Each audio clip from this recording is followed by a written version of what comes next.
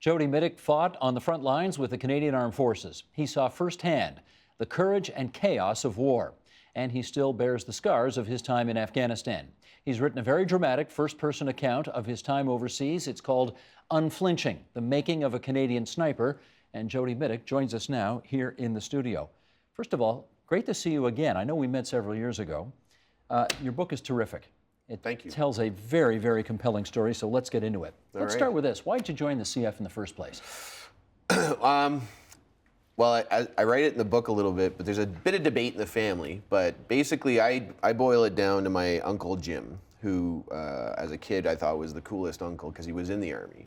And he would come to the house in uniform when he was on his R&R, and he'd bring me a teddy bear. He brought me a couple teddy bears when I was just like a 3-4-year-old little guy. And I thought, this guy's got to be the coolest dude ever. And from there, it just kind of grew, you know, like it was just became something that I felt was what I was meant to do. Were you kind of flailing a bit in life at that time anyway when you joined? When I joined, I was the typical lost teenager who, you know, felt like nobody understood me. And my dad worked a lot, and you know, my mom was raising 3 kids, so there wasn't a lot of time for anybody to pay attention to anything. I didn't like a lot of sports. I played baseball a little bit, but yeah, I was just not having a good time. And finally, in Brampton.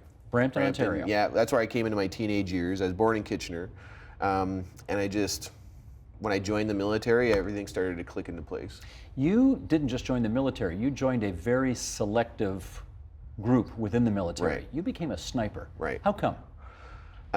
Well, part of the whole, you know, dream of being a soldier was to be an elite soldier. And growing up, it was all the World War II commando movies, you know, the D-Day landings and the paratroopers. And within the Canadian Forces in the 90s, we lost the Airborne Regiment. And groups like the snipers, the reconnaissance, the combat divers, you know, the pathfinders, these are all, you know, these were our elite troops at the time until you got to JTF.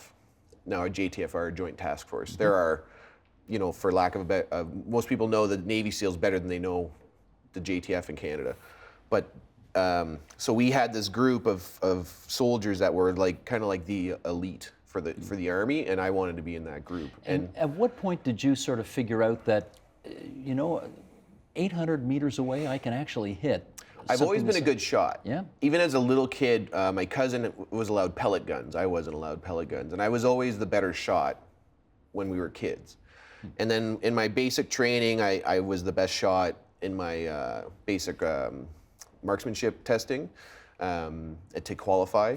And it just kind of grew from there. It was always, you know, I was always looking into how do I improve my shot, you know, trying to get on the rifle team. But again, in the 90s, the rifle team was something you saved for the older guys who were looking for a good go. But eventually, you know, I realized we do have this group of snipers in the unit, in my own battalion, that I could be a part of if I worked hard enough. What year did you first get sent to Afghanistan? So that would be 2003. Yeah, and that was to Kabul as part of the stabilization force ISAF. How long before you saw utterly gruesome, awful, horrible things of war? It wasn't long. My buddy TJ was driving an Altus Jeep at the time, and he drove over a landmine. 2 guys were killed. He was badly wounded. They brought him to the hospital at the camp I was in. And we chatted about it, and I looked at, you know, I saw him there all bloodied and beat up, and, you know, and there was a few things before that, but it was all Afghans. You know, some of the guys, you know, you'd see them after maybe the bomb disposal guys who are locals, you know, they would have a bad day, so they'd be blown up. Or you see the kids that maybe stepped on a landmine, but this was a Canadian. You know, he talked like me, he looked like me, he was a friend of mine, I knew his first and last name, I knew his wife and kids, and you know, that was when it got real. It got real, but how many times do you see that before you get kind of desensitized to the horrors of war?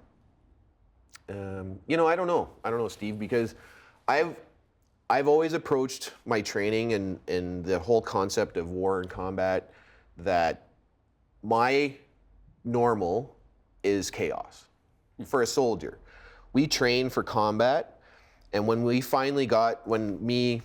and my group finally got to it on my second tour during Op Medusa, when it became real, not just a little gunfight, not just a little skirmish, like a full-on battle. It was burning vehicles, explosions, machine gun fire, death, and people being wounded. And to me, I had always been trying to prepare my mind for that. That's our normal. So when it happened, it was very thrilling. It was very exciting. You're very blunt about that in the book. You do acknowledge that there is a kind of an excitement about being in the middle of a firefight. It's, I believe as Winston Churchill said it best, there's no greater feeling than to be fired upon without effect. And to know that a bullet has just missed your ear, or a piece of shrapnel has just gone by, or, something, like it's just, when you're going up a roller coaster, that's the feeling I get as I know a fight is coming. Times a million, I bet, though. Oh, it's unreal. You'll never feel a rush like you will going into combat, and I miss it. Okay, we're going to get to that actually. You mentioned a second tour of duty. So the first one lasted how long? That was about 8-9 months. And then you come home and you've got to reintegrate yourself into kind of the civilian life of an average Canadian again. Yeah. How tough was that? That was one of the hardest things. Because? I think as we mature as soldiers, it gets easier, but you do something like go to Tim Hortons and someone says, oh, as if you don't have any more Timbits. And I'm like, I'm just happy to be in line at Tim Hortons. And you're worried about Timbits? And you can't help but listen to the radio, and somebody says something like, oh, look at our street. It's like a third world street with all these potholes, and you get a little twitch because you're like, you want to see what a real third world street looks like? So you wander around saying, what are you whiners complaining about? Right. Yeah. But it takes some time for you to mentally realize, like, it's good that sometimes that they're complaining, because this is the standard of life we want in our world. We don't want to be like them. We want them to become more like us, because then their life would be easier. Right. And if all we have to complain about are potholes in the road, that's a good thing. You did your first tour of duty. Did you have to go back for a second? No, Canadian Forces is very much a volunteer thing. If you don't want to go, you don't have to go. But you wanted to. Oh, I wanted to go. Why? I mean, the second tour in Afghanistan, we knew it was coming. We knew what was going to happen. And what does that mean? Well, we're volunteers. We're not there. We're not draftees, especially me. This is the moment that I'd been waiting for my whole career. I joined at 17. I was coming on to 30. I was a master sniper, qualified sniper team leader. It was all just, the moment was all coming together for there to be something, life-defining happening here, for our generation especially. And you wanted to confront that. You wanted that Oh, moment. yeah. Imagine rehearsing to do the agenda for 10 years, but never actually going on air. It's the same feeling. We were about to go on air. Yeah, but I know that I can sit in this chair and no one's going to take a shot at me, and I'm going to go home at the end of the day. That's not your job. It's not your job to be shot at. It's your job to do this great show.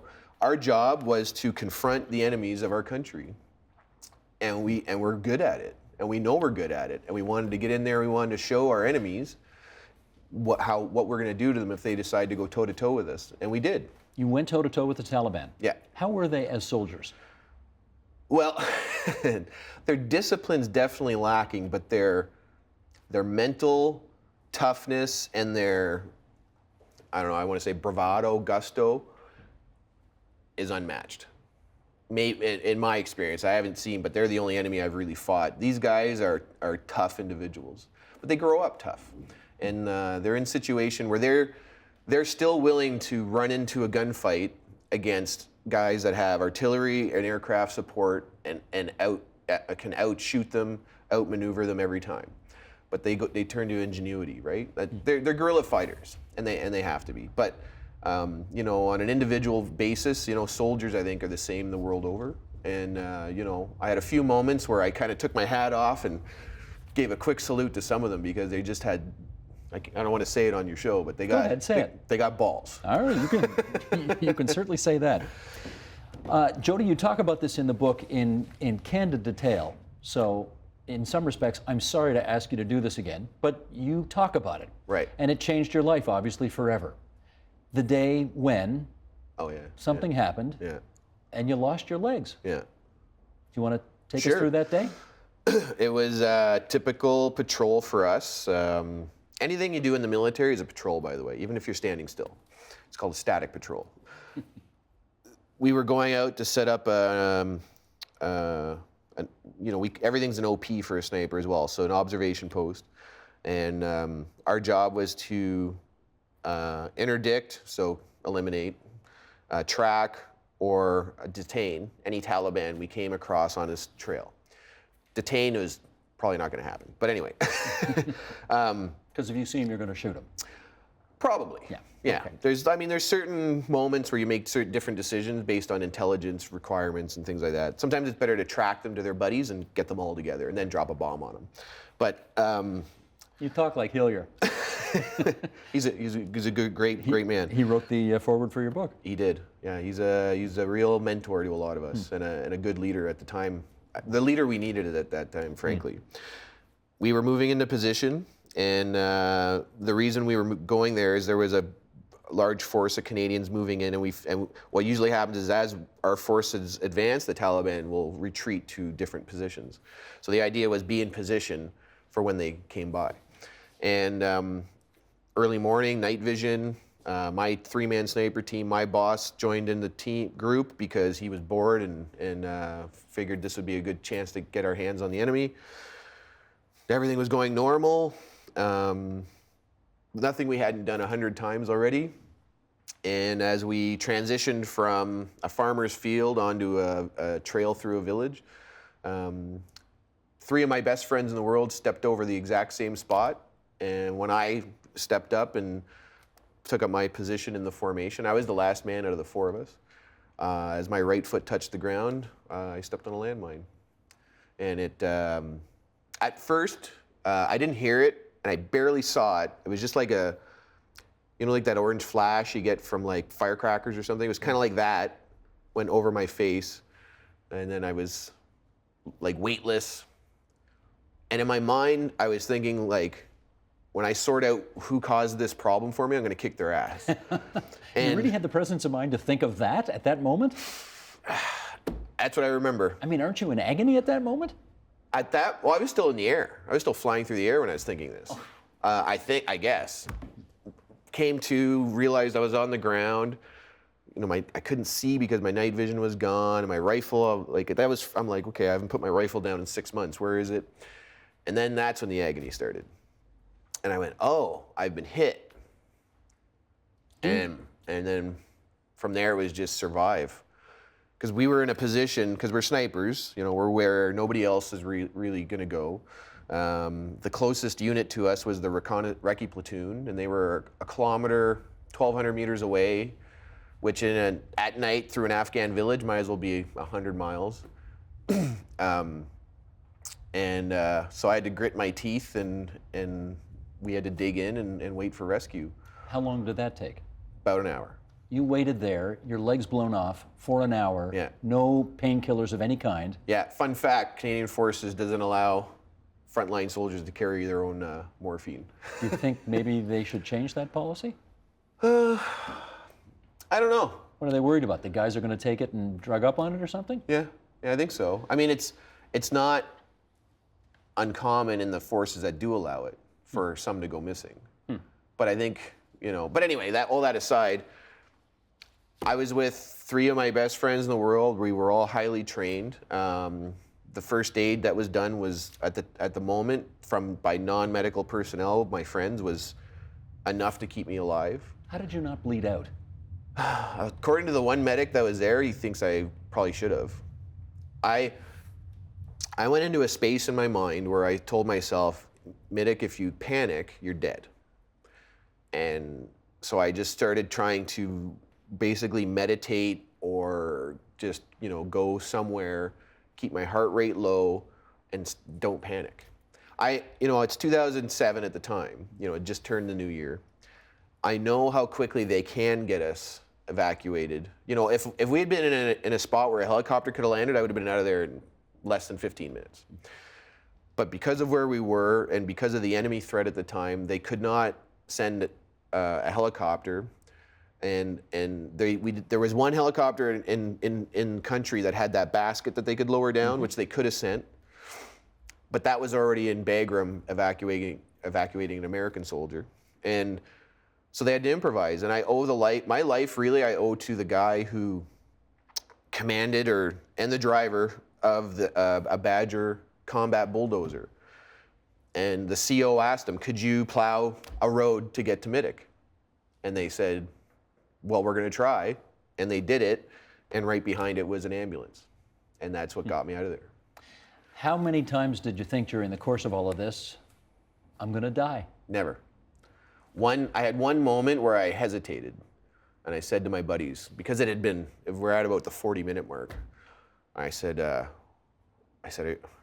you think, are they going to get here in time? I didn't say, am I going to die? I said, are they going to get here in time?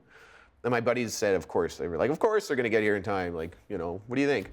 And it was not long after that recce platoon arrived and they had their medic with them. And he did give me some morphine. Another fun fact, morphine takes quite a while to kick in. That's right. It's not instantaneous like it is in the movies. And he, put on a couple more tourniquets and just tightened up the bandages and started to stabilize me in different ways that the medics know. And not long after that is when everybody else started to arrive, and then they got me onto the ambulance, took me back to a safe landing zone, and there was a helicopter waiting, and I was loaded up, and that was at about the hour 15 mark. What's amazing when you read the book is that you, ironically, having your legs blown off got you into a place where you end up meeting your wife. You now have two, gorgeous kids, right? Yeah. And, obviously none of that happens if you don't get your legs blown off. Yeah. So, yeah. Do I read that right in the book, that you would not have revisited that moment in your life because you wouldn't be where you are today if you still had your legs? I make the joke that, the movie Family Man? The TV show? No. You're talking Family Guy? No, there's a movie with Nicolas Cage. I believe it's Family Man. Okay. Don Cheadle comes in as the magic alternative life fairy. Okay. If Don Cheadle appeared and said, Jody, I'll take you back, you don't step on the landmine, but you don't get your kids. Even if I would say keep your wish. I have a tattoo here. I don't know if you guys can see it on the camera. Open up the shot, please. Look at that. So this is the day I stepped on the mine. So that's January 11th, 2007. And then that's the birthdays of my two girls, because they wouldn't be alive. I wouldn't be with Alana if I hadn't stepped on that landmine. And I got that to remind myself of that, And I know it. I mean, not like my life would be bad if I hadn't stepped on the landmine. I'd probably be in Iraq fighting or, advising. You wanted to go back. Oh man, I'd go back tomorrow. I know. They won't let you go back, obviously. Well, I also have a few reasons that I just showed you not to. Right. But I miss it. I miss soldiering so much that it hurts sometimes. Well, you've obviously come back. You've rebuilt your life. Yeah. You are now an Ottawa City Councillor. Yes, sir. You're a politician now. Yes, sir. And the mischievous side of me does have a question that whether you get into those kind of moments at an Ottawa City Council meeting where somebody's blathering on about some damn thing that you are just, do you ever think to yourself, God, I wish I had my sniper's rifle right now because I'd sure like to end this debate? Well, there's one time where one of the other councillors made a joke about, because it was not long after the shooting of Nathan Cirillo, that we did the thing where we rehearsed a shooter in the building. And one of the other councillors said, can we just give Mitic a gun and just be done with all this? Because I have stuff to do. And I said, well, you guys realize I'd win every debate at that point. and that's where I'm very much a believer in our democracy. We just had an election. We have a brand new government. We have a brand new leader of our country. And despite all the bickering and the fighting and the arguing, at the end of the day, we have this great system that avoids any one person or any one group being in control for too long. They're in charge for as long as we let them be. And whether your side wins or loses, we're all Canadian. And this is where, you know, I was in Afghanistan for the election in 2003. And despite Taliban threats and despite tribal beliefs and husband and wife quarreling, right? Because of there, it's very much the man is in control. And if he doesn't want his wife to vote, she better not vote. And we had a lot of wives voting without their husbands. And these people were like, to them, the concept of, it's up to me. I get to choose potentially who's in charge. It was such a foreign idea to them. And when I see we had the highest turnout since '93 in our election, that gives me hope, you know, because our whole system is based on the citizens have a say. And they might not have a say in everything, but they have a say in who's in charge. And so for me, I don't want a gun in debate. You know, the last thing I want is for someone to have an ability to get on top of me except for anything but words. And if you can out-argue me, then I guess you win the debate. And that's way better than a gunfight for the overall, as much as I enjoy gunfights, for the overall peace and prosperity of our nation, that's the way it should be. Well, let me follow up with a couple of things in our last couple of minutes here. That is, you told us earlier that one of the reasons that you loved being over there was the thrill, the excitement, the sort of meeting death face on and then winning. What do you do for excitement now? Well, no, because you're never going to be able to match the excitement of being in the field, right? Yeah. I had my motorcycles for a while. That's gotten old. You know, I did a car race in 2010. That was pretty good. I do go to the range. I do shoot. I train more or less a little bit. I've yet to find an equal. You never will. Yeah, you know, I'm trying to get back into paintball, and you know, just something to get the juices flowing. But the job I have now, actually, city council, I'm busier now than I was when I was at war. I was more physically tired and active, but my mind and my challenges come quick and furious in politics. And one of the people in my office has worked at the provincial and federal level as staff, and he says, at the municipal level, he's never been busier. And I believe him because we are always working on a different file. Yep. And I got to be honest, I get a lot of excitement out of accomplishing things there.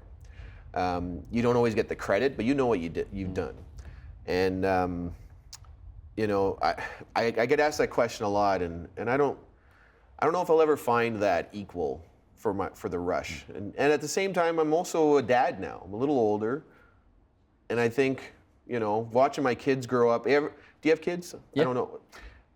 I get to feel like sometimes I'll watch them and I'll get this feeling right here, and I'll just be like, oh, you're so proud of them. Like, you know, and like that's watching. A rush. Yeah, that's a bit of a rush right there. And you know, so my goal now is to be the best dad that I can and show them what they can achieve if they work hard enough. And you know, I'm the son of an immigrant too. My dad started working when he was like 4 years old in the tobacco fields in the Kitchener, London area with grandma. They came over after World War II, and they had to build a life here, you know. And that's what I believe in Canada is. It's a place where you can build a life, no matter what, and you can achieve things. And I want to be that example to my kids. And so that's a motivator if it's not a rush. I want to ask you one last thing. I have asked soldiers this over the years, and I get a different answer, so I'm curious as to what you'll say. When people go up to you and say, thank you for your service, some guys like it and some guys don't. Where are you on that? I appreciate it. I'm not going to say my day would be ruined without it. So if somebody feels that they want to thank me, I'll accept it, because we are volunteers, and just like your police, your firemen and women, and your paramedics, that group, which we call the thin blue line, and then there's our group, the thin green line. These are the two groups, along with our political leaders, that allow for our life really to be the way it is. So don't just thank soldiers. Thank anyone in a uniform that serves their community, because they're the ones standing between us and the way it could be. Or not us, I guess. They're the ones standing between our way of life and the way it could be. And at the same time, if somebody doesn't want to thank me, that's fine too. You know, that's their choice because of the country we live in. They don't have to be thankful to soldiers. What I do say is I say this every now and then. I don't want pity because I did what I did because I wanted to. You know, don't feel sorry for me, but just even if you don't want to thank me, just respect me. Well, I'm going to thank you for your service, and I'm going to thank you for coming in today to share your story. Thanks for having me. This is amazing. I love it. Unflinching, the making of a Canadian sniper. Jody Mitic. Great to have you here at TVO tonight. Thanks, Steve. Help TVO create a better world through the power of learning. Visit supporttvo.org and make a tax-deductible donation today.